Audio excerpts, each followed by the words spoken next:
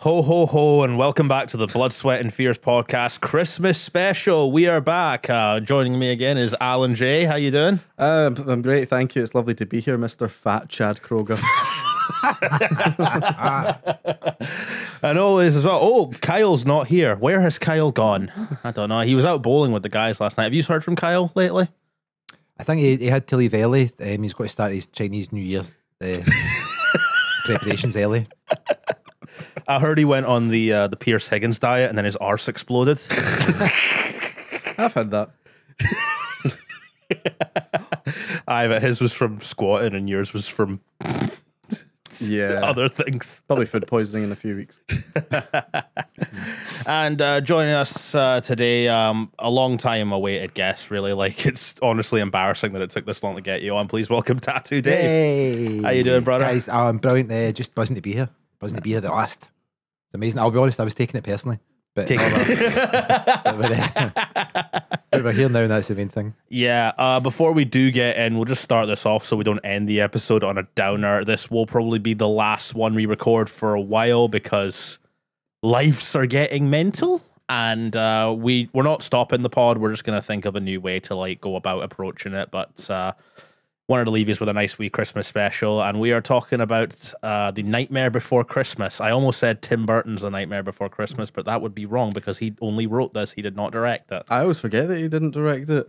And then it comes up with the director's name, and I'm like, what the fuck? Yeah, Henry Selick is the guy who directed it, who did Coraline and a bunch of other stop motion-y stuff. I don't know any of his other films, but yeah, it's a nice wee mixture of like Tim Burton stuff and Henry Selick stuff because stop motion animation. Does it freak you guys out as much as it freaks me out? Doesn't freak me out. I just think it's a vibe. It's a vibe. It looks fucking fantastic. I think like early stop motion stuff, you know, from like the 50s and 60s, like Jason and Argonauts, that freaks me out because you can tell it's not deliberately shite. It's just shite. So none of you's got nightmares from Wallace and Gromit shows? Oh God, no. Only for the penguin. The penguin. Because the eyes are on the front.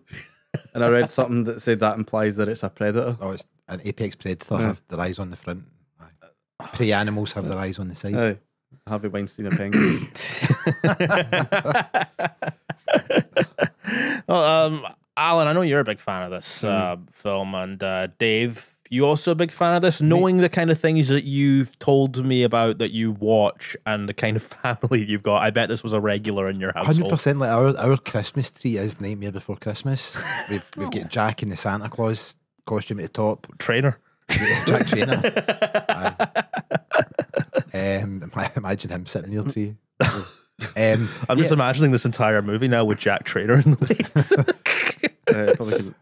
But yeah, we we all love this film. It's great. It just kind of sets you up. It's normally the film we put on when we're putting the Christmas decorations up as well. Because it's... Would you call this a musical? Because it's structured very strangely. Like, I know it's based off a poem that Tim Burton wrote, so they wanted all the dialogue to have like a kind of verse vibe to it, but not all of it's song. If you know what I mean? It's like Les Mis. Like, Les Mis is all sung, but I don't know. It's a weird one for me because I keep thinking, like, whenever I watch this, when are they going to just start talking normally? And then they do, but it's always rhymey. Like, is that a weird vibe for you guys? I noticed that. Do they speak rhymey? Yeah, every line is either rhymed or in verse somehow. Well, fuck me. I'll be honest. Clearly, I didn't like that film as much as I did. I wouldn't describe it as a musical. I think it's just a song. It's a film that's got songs scattered through it. But obviously, like Danny Elfman wrote the score and all the lyrics as well, and he does musicals. He sang the voice of Jack Skellington as well. Chris Sarandon also did the speaking voice for him, who we've seen on the pod before in Child's Play with Mike Norris and the vampire from Fright Night. Oh, yeah, that's him. We've got a lot of people who have been on the pod before in this film. Like, I'm sure Sally is voiced by Catherine O'Hara, Kevin McAllister's mum, and the mum from Beetlejuice. Yeah. And who is it that voices Oogie Boogie again? It's like a cabaret kind of singer. Like that makes sense. Ken Page, I think, is the one who voices. Very loud, very camp. And I recently got back into this film from playing Kingdom Hearts. There's a Halloween Town level that basically recreates the entire film. But that's really weird though, because you have to destroy what looks like hemorrhoids. Yeah. Oh, at Oogie Boogie's house, and that's quite weird. It's more like a healthcare section of the game then. Well, if there's any Disney villain that has hemorrhoids, it's Oogie Boogie, let's be honest. He's full of bugs. Yeah, he used to freak me out massively as a kid. Like, the Disney villains, like, did anyone ever stick out to you in your childhood as one that scared you? None of them ever scared me. Not really, because I think I was just always aware that they were cartoons. Sorry, Dean. I think like Oogie Boogie is pretty creepy just because he's the way he looks like he's a burlesque sack filled with maggots and worms and hemorrhoids apparently, and he's sinister. He's got that deep voice, and he wants to fuck with Santa Claus. And obviously that's never a good thing. You took out one of the words from that sentence and you're imagining it right. I'm just saying, if he wants to empty his sack down this back door. Is Oogie Boogie your type? Not Oogie Boogie, Santa. Oogie Boogie's creepy though. Though he is full of bugs, which is a lot like other men I've been with. Fucking hell. That's not bad. That's like 3 minutes into the podcast. I'll tell you with something already. Right. Hopefully no kids are watching. Like it's Nightmare Before Christmas. They'll find out at some point. Yeah, it's like so the basic story of this is like Jack Skellington lives in Halloween Town. This place is like a Halloween kid's dream. Like it looks very gothic-y, it's very creepy, and you can get that from a lot of Tim Burton's films. Like he's obsessed with Frankenstein. Like there's Frankenstein references in like almost all of his movies. Like hell, even the Penguin from Batman Returns is kind of Frankenstein-esque. Yeah. The castle in Edward Scissorhands, it's basically Frankenstein, and the little creepy duck doctor in this, a clear parody of Frankenstein. Yeah. Dr. Finkelstein. Dr. Finkelstein. And I'm guessing that makes Sally the Frankenstein's monster of the movie, essentially. I didn't really want to get this early. Do you think Sally was made as a sex doll? Oh, God. Actually. Like, 100%. Of course she was. Yeah. Of course she was. No. I don't think she's been violated yet. I think that's why she's so innocent in the film. I'm like genuinely. No. That gives the movie a whole new creepy edge. Yeah, again, he also gave me kind of Weinstein vibes. Yep. Mm-hmm. Weinstein, Fritzo vibes. It was because he kept him in the basement. Oh, no. Tim Burton was trying to tell us something. Oh, no. I thought he kind of redeemed himself at the end when he had his nice dolly bird with him.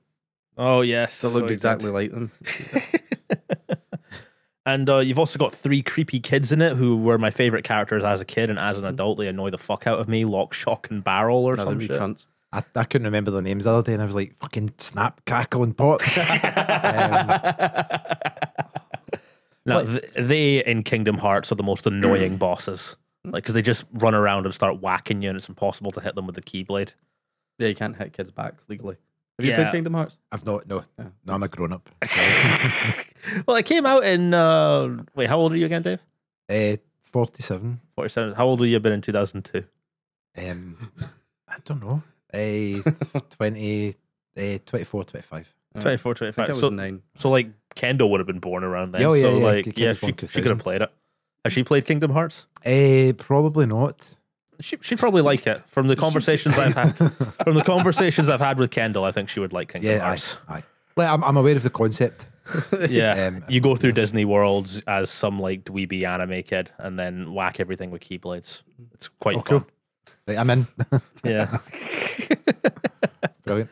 So, Alan, I know you're a fan of this as well. What is about Nightmare Before Christmas that you're I'm still especially a fan stuck of? on the Sally sex doll thing. Sally sex doll, yeah. Jeez, how long have you thought that? Since I saw it for the first time. Like, let's have a nice family movie night. Everyone's watching it for the songs. You're just thinking that doll's getting fucked. I think that's why he's in a wheelchair, because he has like a pegging thing that he just sews on when he's in the mood. You know what? It's the last episode. I'm not editing anything out. Fuck it. Uh-oh. I'll watch my words. What I like about the film, like, it's, and I was thinking about this the other day, if you look at all Tim Burton films, every character is just a caricature.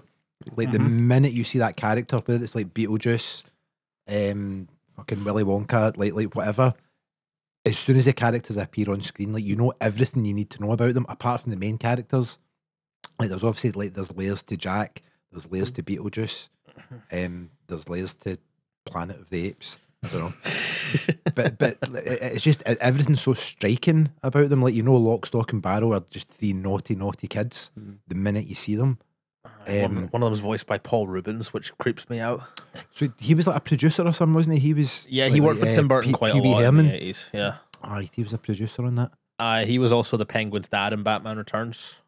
Was he? I didn't even know that. Amazing. Yeah, I was surprised that he never got cast as like the Joker or anything because he's got that creepy look. But then when you've got Jack Nicholson and Paul Rubens, pretty clear choice. Yeah.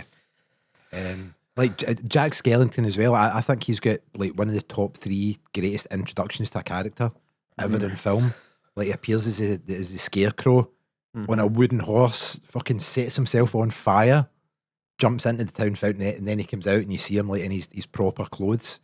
And it's just like that instant, like you know who he is, you know what he's about. It's That's fantastic. the Pumpkin King right there. Yeah. And it's not Peter Bell this time. And then just comes out some weird well of like green gunk. Yep.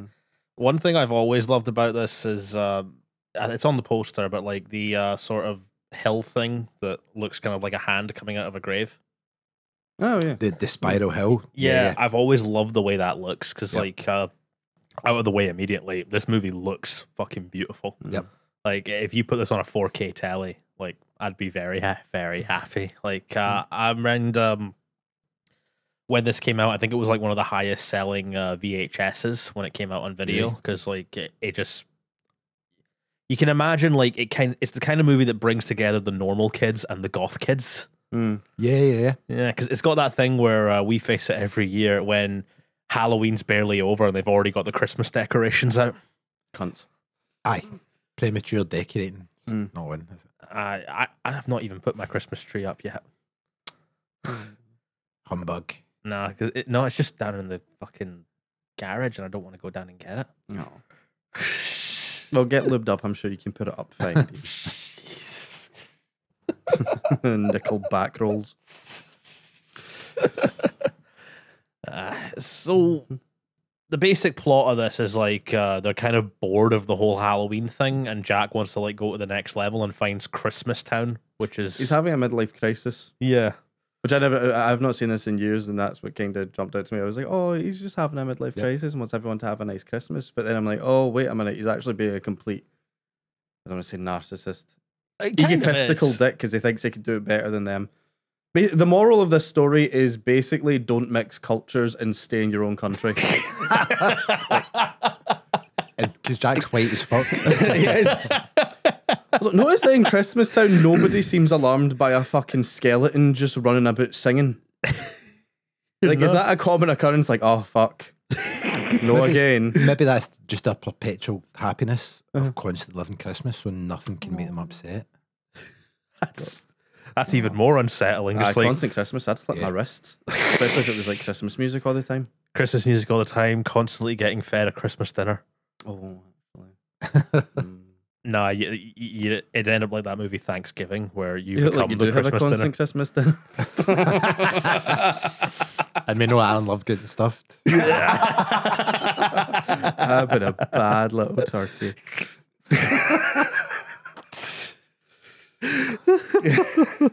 Get that fist right in the... It's Christmas special. Gotta be nice. Gotta be nice. Got to be on brand.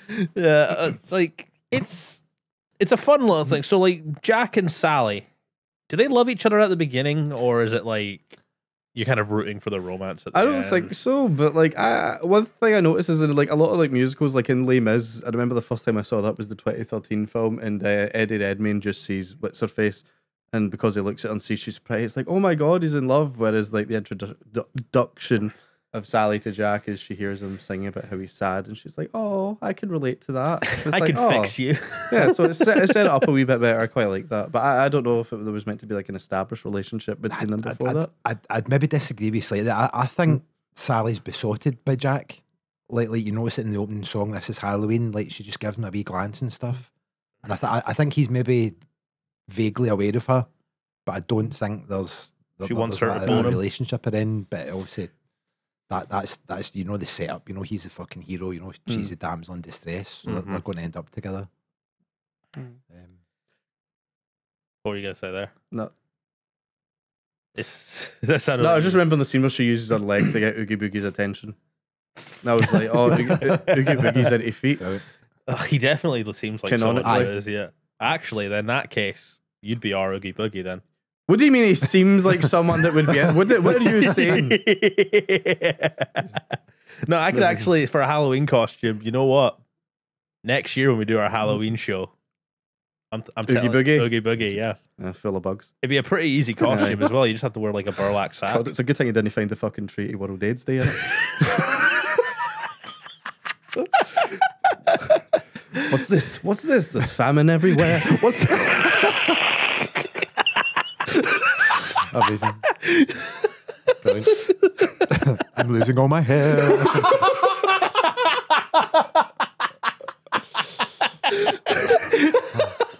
And it's good that a lot of diseases and stuff are preventable now through modern medication and science. Merry Christmas, everybody. God, imagine if I can try to cure that. People are watching this on Christmas Day.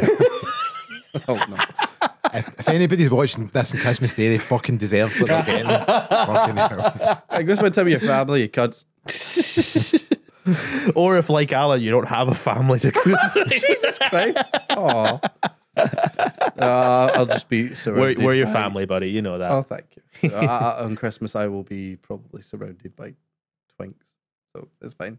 What, like you put them in your stocking? Like- Like, Like Santa and his elves. Yeah, but my stocking, if that's what you want to call it. oh, jeez. Like a big red windsock. I know sometimes this podcast takes a turn. I think this has just been spinning round now. I thought it would be fun I've to woken talk up now, about so- any specific traditions we have for Halloween or Christmas that are very specific, because this movie kind of deals with that. Like on Halloween, I always make a point of trying to watch like a horror film I've never seen on Halloween, and on Christmas, I always try and make some weird twist to the Christmas dinner that my mum gets annoyed at. Oh. Like what? What's your biggest twist? The last time I did it, so you know how you get pigs in blankets, right? Mm. Like sausage wrapped in bacon, lovely. Mm. Hear me out. Figs in blankets. I'm poor. What's a fig?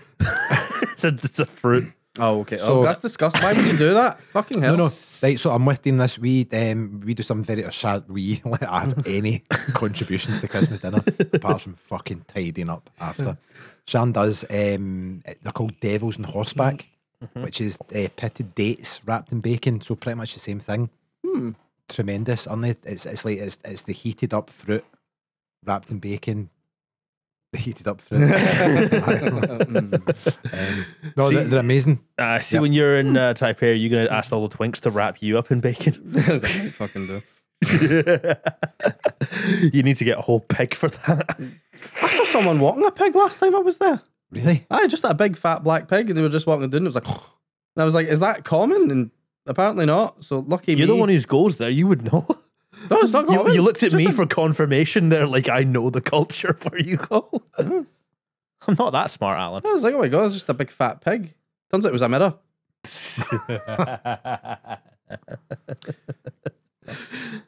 I always get really in the mood to watch horror films, but it's never before or on Halloween. It always seems to happen in like late November. Yeah, in Halloween, I tend to watch some Christmas films, and on Christmas, I watch Christmas horror movies. Yeah, I did that last year. I watched Thanksgiving, that kind of Eli Roth. Was Eli it? Roth Yeah, did the kind that, of murderous one. Yeah, that was fun. It was so gory and stupid, though. Like, do you think this? Imagine if like Disney are going to remake everything in live action. I think we're only a few years away, I reckon, from a live action Nightmare Before Christmas. And if they do it, I want it to be like fucking Robert Eggers directed, full on gore, like just the same movie but add more gore to it. So who plays Jack? Who plays Jack? I don't know. Bill Skarsgård. Shout. Oogie Boogie is played by David Harbour. David Harbour. Oh, that'd be fun, actually. Yeah, I like that. David Harbour is. I was gonna say James Corden just because he's so hateable, but and I'm convinced he's full of bugs. It should be. I wish nothing but death to James Corden. They'd have said it. There. I really hated that show, Gavin and Stacey. But I remember the bigger woman was really, really funny. And it's like, why did that cunt's career take off and she never did? The politics. Yeah. It's all politics. You could argue the case for gender politics just because he's a man. The She's a woman. patriarchy. The patriarchy. We're a very mature podcast. Very socially aware. Yes, we're clawing it back. We're pulling it back now. Talking about all the fucking highbrow stuff. Dave, don't take this the wrong way. Have you ever dressed up as Jack Skellington? I've not. I've dressed up as many things in my life, Dean, as you well know. Jack Skellington isn't one of them. I reckon you'd suit it. Like you got the frame for it, and I reckon you'd. See, I've got a big head. I do have an unfeasibly large head, by the way. I know now you're both like trying to side eye me. It's true. I was a forceps delivery, so I've had to live this all my life. But okay, Jack Skellington. Yeah, I could see you doing Jack Skellington. Right. I want you to be Oogie Boogie, man. Really? Yeah. Can I not just be that wee devil who's like, it's time to party, and then never shows up again? Oh, the vampires. I love the vampires with their wee umbrellas. Oh, the vampires are So class. extra. Cool. The wee ghost dog as well, Zero. Dean, it sounds like you're going to be casting yourself as Sally in this scenario, and I'm not entirely sure how I feel about that. I'll leave it up to the listeners who would we all be in Nightmare Before Christmas. You'll be the wee Frankenstein with the axe in his head. Sure. It's like, yeah. Oh, you know what? Actually, I would have fun being the mayor. That'd be a fun wee role. You would be a splendid mayor, actually. yes, yes, you'd be the great mayor. Just so two-faced. Do they have I've never been to Disneyland. Do they have a Nightmare Before Christmas like attraction there? I don't think they've got a specific like a ride or something, but I know they've got all the merchandise there. We had a ball when we were there, just buying all the Nightmare Before Christmas stuff. But I don't now. I'm sure somebody will correct me if I'm wrong. I don't remember specifically seeing anything. Maybe there's licensing stuff. Because if they had like a Christmas market in Disneyland, surely, well, it'd be fucking Frozen now, but like before Frozen took off, I imagine Nightmare Before Christmas would have been the themed Christmas market. Is it Disney though? Like, what is the deal with that? Because I know it's not properly Disney, is it? It is made and produced by Disney. Oh, okay. Because Tim Burton, like, I think worked as a Disney animator before he became a big director. But it was like it was released separately from Disney, wasn't it? Yeah, I think it might have been another production Initially, company like because it didn't really fit with like the mold of what those Disney films were in the 90s. Yep. But then it's kind of become like a sort of cult classic through that. All right, okay. And it was Disney that they demanded Tim Burton's Nightmare Before Christmas as well, because they just thought this isn't going to work. We need a pool. We need like a selling, and he had just come off like Edward Scissorhands and the Batman movies and all that. Like he didn't do this film because he was doing Batman 2, wasn't he? There was that conflict of interests, conflict of scheduling. And there have been talks of, would you like to see a sequel to this movie? Or is it like best as a standalone kind of thing? Somebody was talking about this the other day, and it's like, well, where do you go? Like, do you have Jack trying to steal Easter or Valentine's Day? I say we go multicultural and create Ramadan Town. Nope. Not getting into that. I mean, it already looks like it doesn't really. No, have you ever been to an Eid celebration? It's class. No. There's loads of. I want to see that culture like in the Halloween Town universe. Like Ramadan Town is just like a big Eid celebration. Ramadan. We prefer Ramaman Town.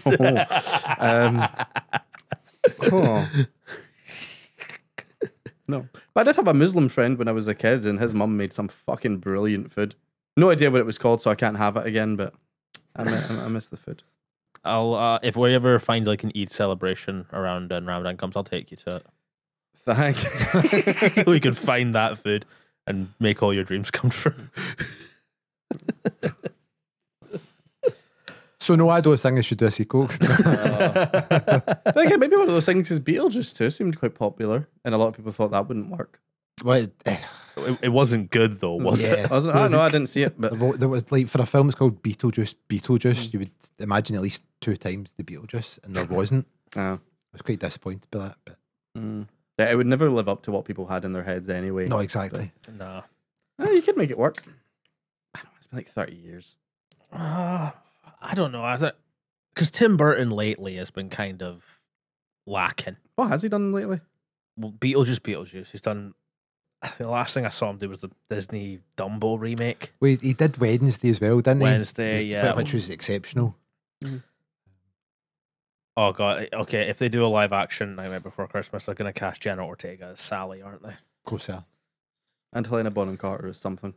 If Yeah. Tim Or Burton does it. would Helena Bonham Carter be Sally and Jenna Ortega, and she'd be one of Lock, Stock and Barrel? Oh, Maybe. And they would Maybe. have like a bigger part as well. Mm-hmm. She's all of them. She's Lock, Stock, all of- and Barrel. It's like a multiple personalities They thing. made fucking Hugh Grant every Oompa Loompa, didn't they? Yeah. So, which I didn't feel was like the original Oompa Loompas. Like I didn't think that was fair on them. Like just all those actors from the '60s just not getting cast in the new film. We can blame Peter Dinklage for this whole thing. The fucking pulling the ladder up from him. Pulling the ladder up. Well, it's more like a step ladder, but like. Oh. On the Fright Night episode, I think it was, we went really in on little people. Sorry. Was it not the Leprechaun episode? Aye, that one. Why would we do it on Fright Night, the vampire? I was like that. I was like, was there a dwarf in Fright Night? Oh, dwarf vampires. Good luck getting to the neck. Just suck your knees. Oh, bless. So, was this something that you watched a lot as a kid? Because I know you're a big fan of the movie. Not really. I just got the Blu-ray one time, and I just, it was something I watched every now and again. I just thought it was really fucking good, and the music is what always really kind of. Sorry, I've not spoken about the music much yet, but yeah, they always kind of stuck in my head. What's your favorite tune from it? Oh, the opening song is amazing. There was a Nightmare Reimagined album. Do you know it? 'Cause it's got quite a lot of like rock and metal. I think Marilyn Manson did This Is Halloween, Right, I've heard that one. I've heard the Manson one. But Amy Lee from Evanescence did a really beautiful version of Sally's song. Oh, I haven't heard that. That sounds cool. Yeah. So like on that album, I like Sally's song best, and the film, I like the opening song the best. Thinking like the artists that would have been popular when that came out. That's like early 2000s. Would Linkin Park have been on that? It wasn't even early 2000s. It was late 90s. Aye, but that album would have came out 2000s. I think Korn were on it. I don't remember who else, but Slipknot. maybe I Maybe don't know. Slipknot. Oh, all of Slipknot should be Lock, Stock, and Barrel. You just cast Corey Taylor as all of them. Do you have favorite songs?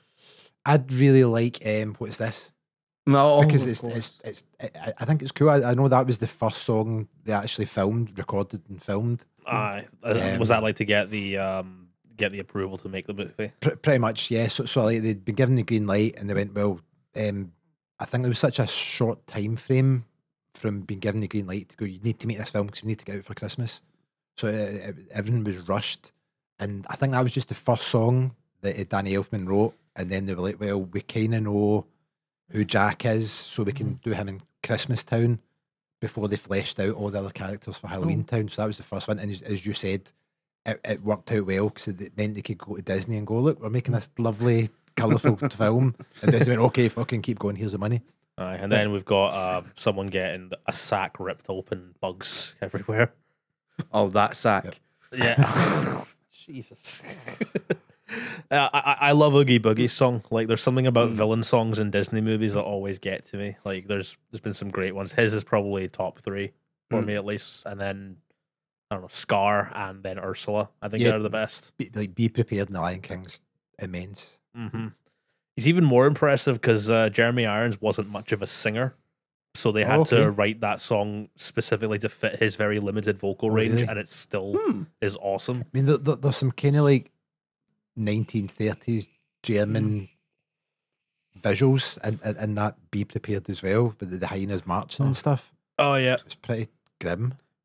Let's talk about The Lion King next time. I've not seen it yet. It's one of those films that I always say I've not seen. Oh, People are wow. like, you've not seen that? See what I mean? Like, Have you not seen The Lion King? Have you seen Hamlet? No. Well, that's the Lion King, basically. Oh, great. No, I have 2 things I've not seen. Because I'm surprised because this came out in the era where Disney were doing like direct to DVD sequels for a lot of their movies. Nightmare Before Christmas never got one. Thank God. It did get a video game sequel called Oogie's Revenge. Was it a sequel? Yeah. Wow. Where it was just the exact same plot as this movie with a few different details, except now Jack's got a whip weapon. Oh, lucky Sally. Like legit, I think the plot's the exact same, but they just have like weapons and levels and stuff. Like the best video game adaptation of this is in Kingdom Hearts, where they just recreate the plot of this movie, but with the Heartless. I remember because they ripped off God of War for the video game. Because I remember watching reviews of it. It looked really good. From what I remember, they really captured the aesthetic of the film. Beautiful. The PS2 era had that kind of like, we'll go for a more stylized game approach rather than making everything look realistic. You're talking about the aesthetic of the film, like know it's a Tim Burton film, even if it didn't say Tim Burton's Nightmare Before Christmas. If you see any shot, any character from that film, you know it's Tim Burton straight away, don't you? Mm-hmm. And I like that because he was one of the few directors that was keeping that kind of like German expressionist horror alive through his movies. Like there's a lot of nods to like Dr. Caligari and Nosferatu all across his filmography, and I don't know, you're not really getting that as much anymore, because like if you get something that's slightly different from any other kind of horror film today, it's usually A24 that's making it, and then it gets put as like, oh, this is an arts house film, this isn't like a mainstream horror film. It's just, if anything deviates from the norm now, film wise, like it's just, it must be so hard to get funding, because you know all the film companies want bankable stars, bankable franchises, blah blah. That's why you're getting fucking 20 Fast and Furious films. I know there's not 20. There might as well be. Aye, and it's so yeah. You're right. They don't make films like that anymore, because it's, or if they do, it's super independent. Yeah, like if Nightmare Before Christmas was getting made nowadays, I reckon it'd be done by like Leica or something like that, and like only 10 people would have seen it. What the fuck is Leica? They did Coraline, Paranorman, Kubo and the Two Strings. Great films, but only like 10 people saw them. Well, Coraline's got a bit of a cult following, doesn't it? Mm-hmm. So this film was super popular when it came out? Like, yeah, it's not massively, yeah. I don't know if it was one of those things that gained a cult following after a while. I think it was moderately successful in the cinema, and then Dean says like obviously came out in VHS, kind of snowballed. Hey. And it just the cult following grew and grew and grew and grew to the point where like Disney were happy to be associated with it again. Like, so if you go to like any like little shop that caters to like geeks or goths, they still have stuff from this. Yep. Yeah. Which is impressive for something that came out in the 90s. Because like I'm at uni in my 30s, and I was sitting in a group where it was mostly like people who are like 18 or 19 and something, and no one had any idea where the phrase "too boldly go where no man has gone before" was from, and I was like, no fucking way. It was only me and again the adult lecturer, and I was like, fuck. But like the fact that everyone still knows what Nightmare Before Christmas is yeah, because it's something that I think maybe you can speak to this. If I was a dad and I wanted to introduce my kids to spooky stuff quite early on, this would be one of the movies I'd show them. Yeah, like was that the case for yous? I'll be honest, we were terrible parents. We just let we let them watch whatever. We're like, oh, this is cool. We'll let them watch it. I remember one of my daughters, and I'll not say her name because you both know her. She like petrified the Coraline. I think it was the button eyes. Absolutely petrified. This and Coraline makes a great double bill. I've done that a few times. There's also it's a really short film, but it doesn't feel like it's too short. You know what I mean? Like it just moves at a really fast pace. Aye, I mean it was.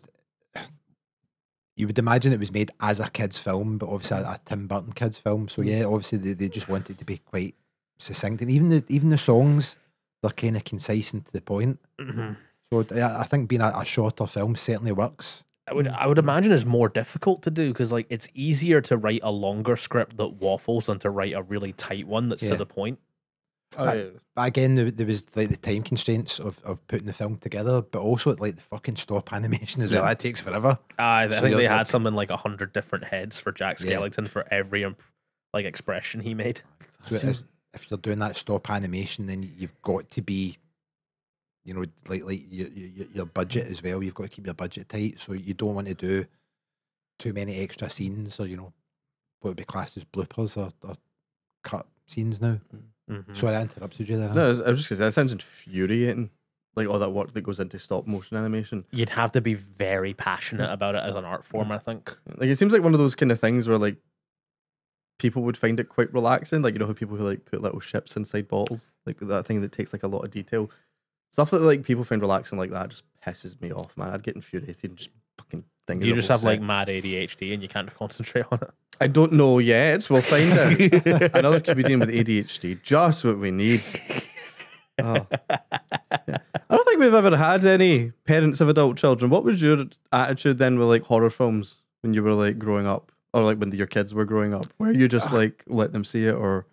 So I mean, there's maybe films we wouldn't let them watch when they were super young, like I don't know, like Hellraiser. Even though like Hellraiser's very dated now, but just kind of the concept of it. I say like I say we were terrible parents. I was a terrible parent, so I was just like, if it's cool for me to go and say, "Oh, yeah, my kids watch this," then we'll let them watch them, which is obviously not the way it should be. But no, I mean, I can just imagine you meeting up with the other dads being like, guess what? My kid watched RoboCop last night and you just got Weekend. They're shaking traumatized. I cannot get my children to watch RoboCop. And it's one of my favourite. Like, when I was 8, 9, 10, I could have played a part in that film. Like, legit, I could go word for word all the way through it. And I'm like, to the girls, would you like to watch this film? I go, what's it about? It's a cop that gets killed and it comes back as a robot. And they go, that sounds rotten. So infuriated. A-cab. Yeah, exactly. So I did raise them right. All cops are bots. Aye. But I don't think the girls watched any big horror films when they were younger, like Nightmare Before Christmas. We'd watched Beetlejuice. There's a no, I can't tell that story. But yeah, so they maybe watch like soft horror. Is that a thing? Yeah. What do you mean by soft horror? Like just like this? Is Yeah, soft horror? you know, like kind of Beetlejuice and stuff.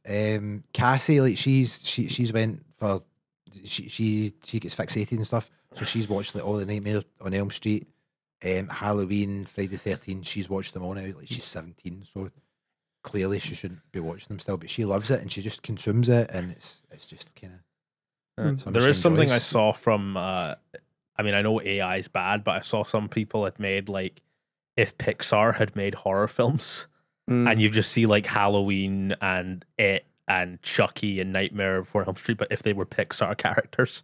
Amazing. And it's just like, imagine like horror films done in that style released from like Disney and Pixar, I think would be quite cool. Like, because there is something with doing horror for kids where you don't have the easy option of just showing like a brutal kill or like a really adult theme, but you still have to be scary, and I think it requires a lot more creativity. Yep. Like that's why the Goosebumps books work. That's why like any you see the movie Monster House. It's like so it's like you know how you get the story of like, oh, don't go inside the spooky house because there's like a ghost or whatever in it. The twist of it is that the monster is actually the house. And it's possessed by the soul of like someone who died in it. Was it built in an ancient Indian burial ground? I think they do hint at that slightly, but then at the end there's like a bunch of kids fighting like a kaiju-sized house. Amazing. It's awesome. Because see, growing up from like media, I thought houses built on ancient Indian burial grounds were going to be a much bigger thing in life than they ended up being. They're on every suburb in every movie I watch. I mean, we're probably okay here, aren't we? Yeah. I hope so. Paul? Just a wee ghost like, you disrespected Ramadan. I think you've hit the nail on the head. Like, obviously, companies making horror kids for films, they have to be more creative in the way they show the horror. And I think that's why Oogie Boogie works in this, because it's you know there's something underneath that sack, but you don't know what. But it's not like a fleshy skeleton or blood. Yeah. It being bugs is a little bit more unsettling, I think, because you can imagine what that would feel like. Like, you know, like a spider going across your arm and how unsettling it feels. And there's this kind of call back to that in the Corpse Bride as well, because she's got the worm in her skull. Is Corpse Bride, because people always get this movie and Corpse Bride confused. Corpse Bride's basically Bride of Frankenstein, isn't it? Ish, yeah. But it's obviously it's one of the unique films where Tim Burton employs Helena Bonham Carter and Johnny Depp. Oh, a rare instance in his career. A rarity indeed. Just like a necrophiliac love story. Yeah. Oh, lovely. Well, I think the original story is they're both made of dead people, so... Is it necrophiliac if they're both dead? No, I suppose not. The original story is this... Of the original Bride of Frankenstein story, okay. Yeah, is it necrophilia if they're both dead? If you buy a chicken from Asda and fuck it, is that both necrophilia and bestiality? And why did you ask Dean? Just a hunch. What do you think I do? Oh, you say you put your own twist on the Christmas dinner. Yeah. What have you done to a turkey? Roasting that chicken. What is this white drizzle? You know what's annoying is my family aren't very adventurous when it comes to cooking. They're very much just like, oh, we'll cook it just the normal way. No And wonder they if you're shagging chickens. But they think like, so I made the first time I made Christmas dinner, I made like a lemon and parsley butter to go inside the turkey, and that was too much for them. Wow. Your family's so white. It's so white. Like. Although I did put allspice in the leek and potato soup recently, and my mum still hasn't forgiven me for it. I thought allspice meant all the spices, but turns out it's just one spice. Yeah. How was Christmas in Dubai? Christmas in Dubai was just like Christmas here, but you know, like when it's a breezy winter day, like when it's sunny but also cold, just like that, essentially. No, not the weather. Like, what did you do? Any other, just normal stuff, really. Like I'd get like a new video game and just play it all day. Oh, that's cute. Were you expecting like Dubai to hate Christmas? Yeah.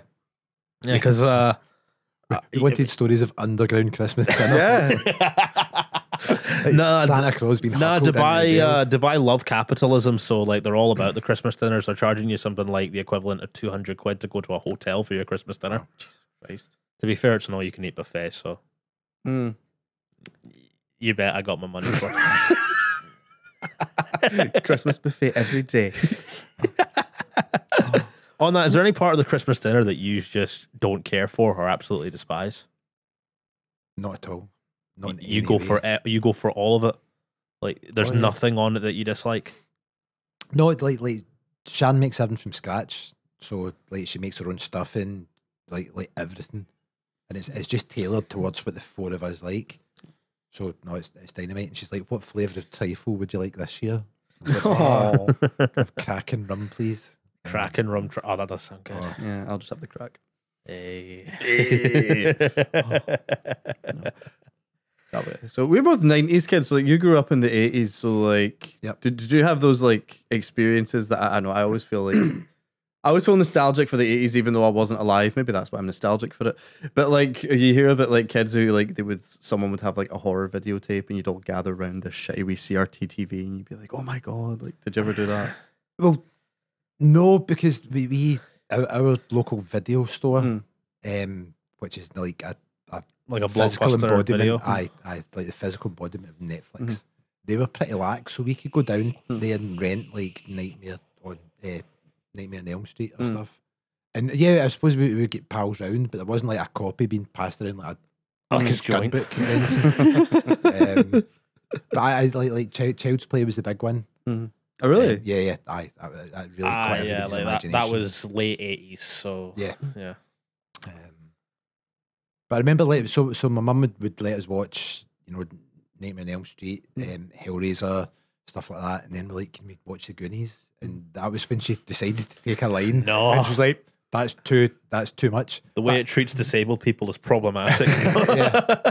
Although I think I think she get mixed up between Goonies and Ghoulies, Oh, which is a classic shit. horror film where Mhm. creatures come and get you on the toilet. Genuinely, that's why they're called Ghoulies. I've not seen that film. I wouldn't. I do not suppose it's aged well at all. Oh God, I've heard about it. In some places, like you can be sitting in the toilet and a rat crawls up, Ah. bites you on the nuts. Ah. I hope that doesn't happen here. No, it doesn't. You've got to pay good money for that sort of thing. Maybe she just got confused and thought you said the Gooners. Goodness. Just imagining Oogie Boogie coming up from the toilet now with his bugs in his burlap sack. Oh, God. I really need to have a good solid word with myself about my imagination and where it goes. Yes, you do. So I know he's not here, but who do you think Kyle would play in this? Ooh. I was like, yeah, last night, but there was. I did. Who do you notice that, reckon? Who like, do you At reckon? the end, near the end, when Jack is delivering the presents to all the houses, there's 2 Asian kids, and the eyes are just lines. I was like, oh yeah, the 90s. Tim Burton has gotten a lot of shit for being very white with his castings, so Mm? maybe not. It's also like why in any Tim Burton film, if a character wears a top hat, why is it always Danny DeVito? Like every film, like the Penguin, when he was in Dumbo, Aye. there's another one he wore a top hat as well. He just seems like a top hat kind of guy. Bit of a. I know Ken Page was great as Oogie Boogie, but imagine if Danny DeVito had played him. That could have been cool as well, really yeah. fun. Of course, Like- Danny DeVito pops up in Beetlejuice as well for Aye. all of 2 minutes. Like imagine like Oogie Boogie as he is, but it's Frank from Always Sunny. Some of that characters just get more evil. Brilliant. Yeah, I don't know who Kyle would be. I think Alan's hit the nail on the head. He would play, Yeah, the, I'm gonna go with that. he'd play the Chinese twins. You know, Kyle can be Santa Claus. Oh, he's saying he's fat. Yes, he's been swallowing bowling balls lately. Did you shave your mustache? So you're just going to own the chin? Yes, What the fuck? I told you. Trying to look like Shakespearean villain to embody my character a bit better. Just don't look at me like that. That's mental. I'll shave it off before I do the show at Monkey Oh. Barrel. Because if I walk No, out- don't. Jesus, it's just He stops it's weird, staring. isn't it? I can't find the words. Actually, I don't know. I'm speechless. No, I think Dean suits the chin strap, chin brow. I thing. do too. Just Um, it was unexpected. Did you not used to have facial hair? yes, I've shaved. I've shaved recently. Thanks for noticing after an hour. Yes. Yeah, I just kind of get fed up with looking like old, and obviously, like my beard was white. You had like Obi-Wan Kenobi Yeah, beard but going I on. could be like cashing in on Santa Claus gigs just now, and I was like, I'll just fucking take it all off. So I'm doing nothing throughout December. You don't want to step on Graham Mackey's turf. Nah, Joe, the big man's had a good run. I think next year, that's it. I'm calling out now. I would love to see actually you in a roast battle with Graham Mackey where he's Santa and you're the Grinch. Why would I be the Grinch? Oh, because he's Santa. Okay. No, could I be Jack Skellington? You can be Jack against Santa Skellington, Claus? yeah.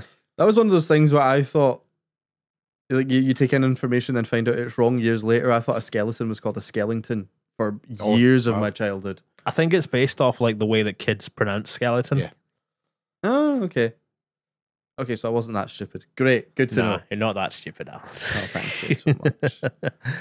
So, Huh? this is something that I've always wanted to bring up on the podcast, but could never find a way to. Disney villain deaths are like, they have this way in the 90s, especially, of being very terrifying. Mm. And Oogie Boogie's one is probably one of the more creepy ones. But do you have like a Disney villain death that like stands out in your mind as being quite scary? I don't know, because I can't think of any you see on screen, like in the animated stuff. Like obviously, Scar and the Lion King, that's off screen. You kind of see the shadows of the hyenas. It's off screen or they Jumping on. fall to their deaths. Sorry, spoilers there, Alan. Sorry. Oh, no. Fuck the Lion King. Off screen or falling tends to be Yeah, the thing. yeah, exactly. Yeah. There's one in that always stuck with me, Treasure Planet, where instead of falling to his death because they're in space, he falls upwards. Oh wow. Just goes floating through Like in space, and that's quite space. horrifying. An allegory for the capitalist class. Yes. See, hyper again. Free Luigi. And now, like Oogie Boogie getting ripped apart, and then his entire like all the bugs like getting released, and that is quite creepy. But it's kind of fitting as well. It's like the slow release or the slow reveal of finding out what's underneath. Yeah, because he's basically he's meant to be the boogeyman. I take it. Yeah, right? yeah. Because I was trying to figure out what monster that he's based off of, because Tim Burton loves like classic horror in that way. He's clearly his take on the boogeyman. Yeah. bit of a kind of scarecrow thing thrown in as well, maybe. He's a very cool bad guy. The Disney villains I thought also I loved the Little Mermaid growing up, but then growing up I was like, holy shit, that's quite great. What does that just make a lot of sense? They turned Ursula into calamari in that movie. Yeah, but like it just fucking stabs her with a ship and you see it like go right in her stomach. That was brutal.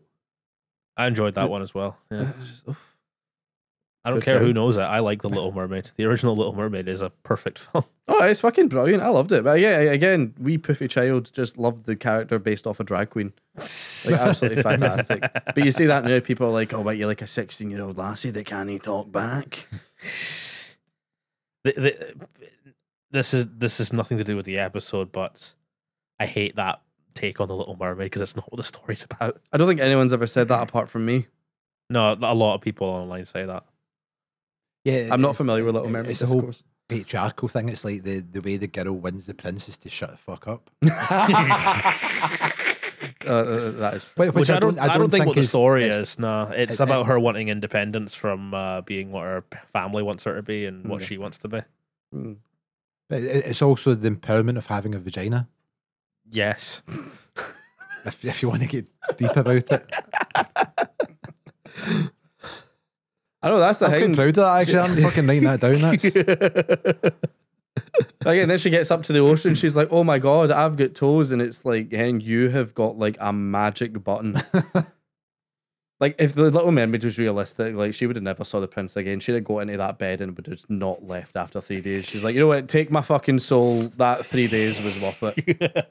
Just a Bags fucking under her eyes. Smoking a fag. fingers all pruned.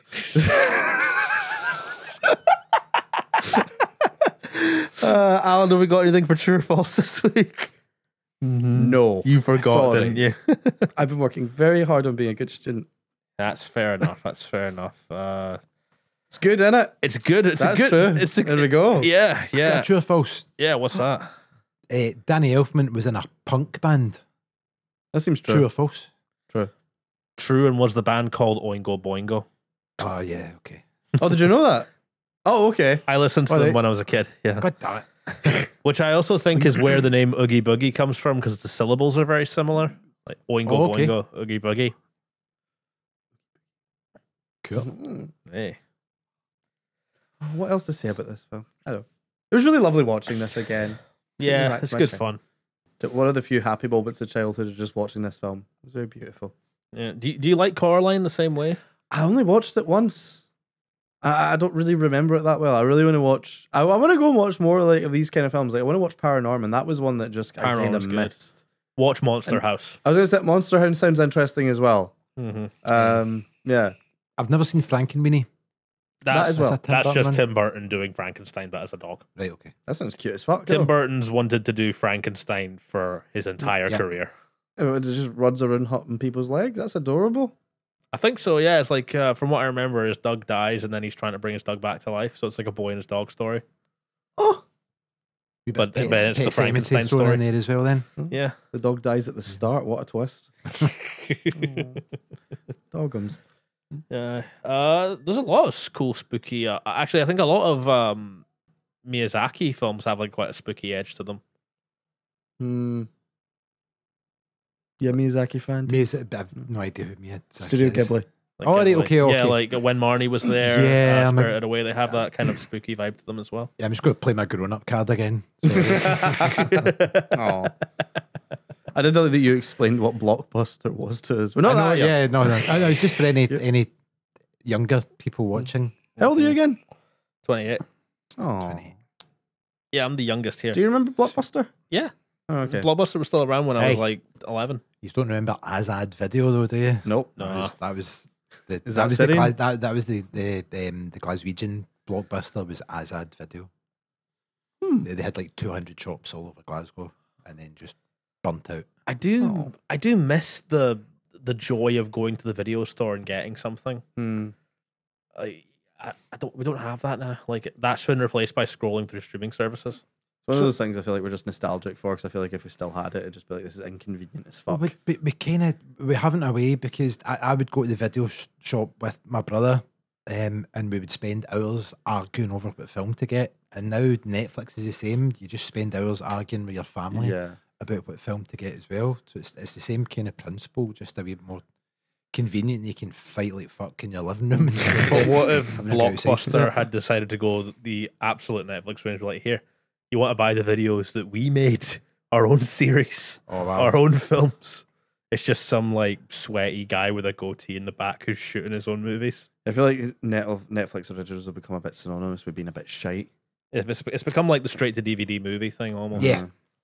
I really like the Christmas Chronicles. Kurt Russell. Yeah. I think he's like one of the most badass Santa Clauses ever. Yeah, there's him, David Harbour, and then So David Harbour, Violent Night. Is it? Yeah, that was cool. That's an amazing Christmas film. Just imagine John Wick meets Christmas. Oh wait, oh no, yeah, I know what you're talking about. Yeah. Yeah, it's John Leguizamo is the bad guy in it. It's quite fun. Someone's in trouble. Did the mics pick that up? Oh my god, is someone going to pick that up? Oh my god, the episode's ruined. They're here for Dean's crimes against facial hair. Fuck you. Well, You can give yourself a goatee and a goatee. thank you, Alan. Do you know what that is? No. You do. I can imagine. No, you can't. I'll tell you when it's done. So is anything else you guys want to bring up before we wrap up? Obviously, this is a kind of horror podcast. I always thought that when Lock, Stock and Barrel, like Jack tells him, go and get Santa Claus, whatever you do not give him to Oogie Boogie. And then they come back and they go, do not be funny. Should we just fuck him off to Oogie Boogie for a laugh? What was their relationship? I think they were just like, it's like kids on the street, Yeah, essentially. Those have just been wee cunts. I always thought they were like his wee henchmen. Well, I kind of think they were. Like Oogie Boogie was maybe like the bully or you know. But for me, that was the equivalent of your final girl in a horror film trying to escape the killer by running up the stairs. It's like the dumbest thing you should do. I just thought that was a good analogy.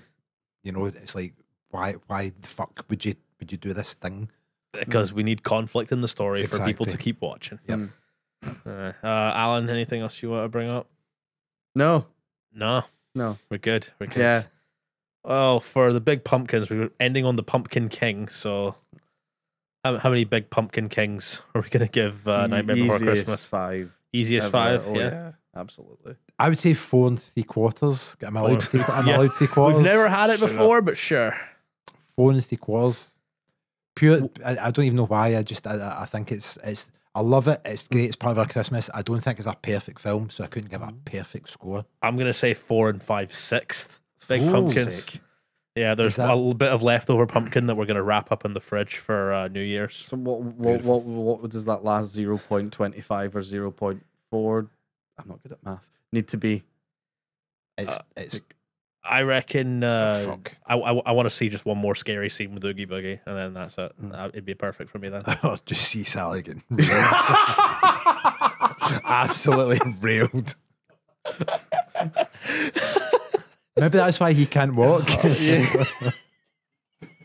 That's how she learned about the Deadly Nightshade. Aye. Yep. Slit him in Hutty. Yeah. That's what a Disney film needs. So thank you guys for joining us again. If you're still Think she can stitch it up? Yes. if you're still eating your Christmas dinner while watching this, we apologize. We apologise for nothing. Nothing. We're all at the Glasgow Comedy Festival next year. You guys have sold. You got your show up, Hot to Go, with you and Kyle. I don't know how much we've sold. Hopefully one. We're doing Hot to Go on the 15th of March at 10:30 at night. Tickets are only £3, although concessionary rate of £2.99. And if you use the special code of concession 299, you can get them for an incredible £2.98. Please come and see us. And follow me on Instagram at Alan J Comedy. If I don't see you for a while, it's been lovely. Mwah. And Dave, you're also at the Comedy Festival. Yep. So we're doing Wholesome Prison Blues shows. A Wholesome Prison Blues show, which we've been doing in prisons across Scotland.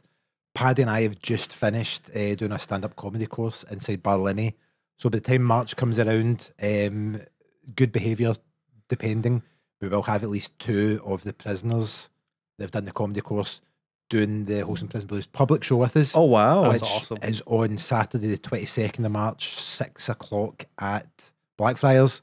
And I'm doing my own work in progress show, Tats Life, Saturday, thank you. I did see the poster, it looked cool. Saturday, 29th of March at 10, it's at 9 o'clock. Tickets are a £5. You can find all the details on So Tattoo Dave Thinks He's Funny on Facebook. When he's not riffing up stupid customers, he's promoting comedy shows. Exactly, yes. Multitasking. And you've got your own show as well, Dean, don't you? Yes, the second Fatty to one. Fuck you.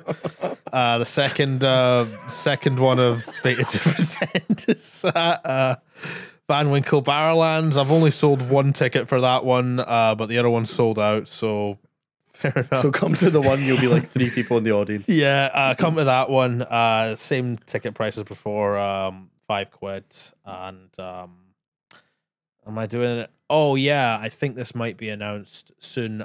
We'll be doing a preview of Fated to Pretend at the Stand with another comedian who fuck it, it's Maria McAvity. Come see that. I don't know if tickets are up for that yet, but it's happening. Beautiful. See you later. Thank you so much. Bye.